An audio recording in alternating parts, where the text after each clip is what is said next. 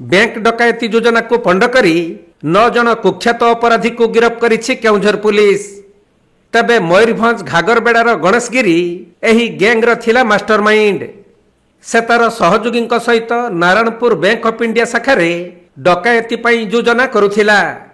हेले पुलिस कौनसी सूत्ररु खबर पाई सेमानकु धरिबा पई चढ़ाऊ करिथिले। एही समय रे अभियुक्त माने पुलिस उपर को गुली चालना करी खसी जिबाकु चेष्टा करिथिले भी पुलिस टीम सेमानकु घेरी जाई गिरफ्त करिबारे सफल होइछंती। आउ सेमानक निकटरू 5टी पिस्तल, 7टी मैगजीन, 25टी जीवंत गुली और अन्यान्य अस्त्रशस्त्र जबत करिछंती। तबे पुलिस को चैलेंज देई एही डकायत माने विभिन्न स्थानरू डकायती करिथिले। हेले बैंक डकायती पई योजना करुथुवा बेले पुलिस हातरे धरा पड़िछंती 9 जन कुख्यात अपराधी। जोड़ा थाना समेत अन्य थाना रे एमानक नामरे बहु मामला रहिछि।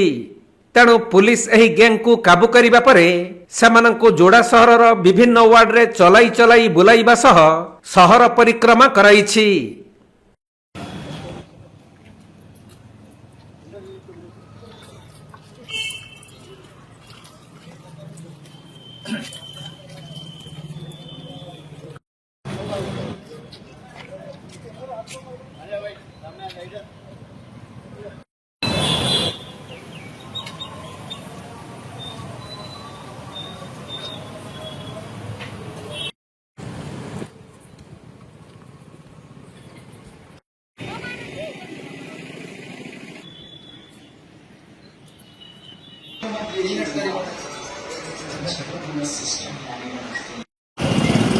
अरे तुझको समझ नहीं आता है?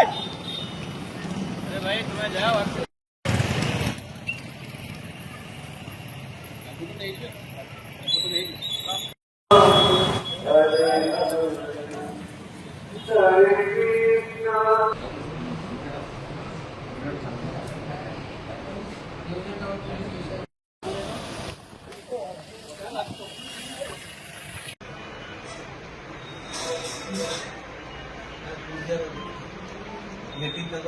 महाकाल ग्रुप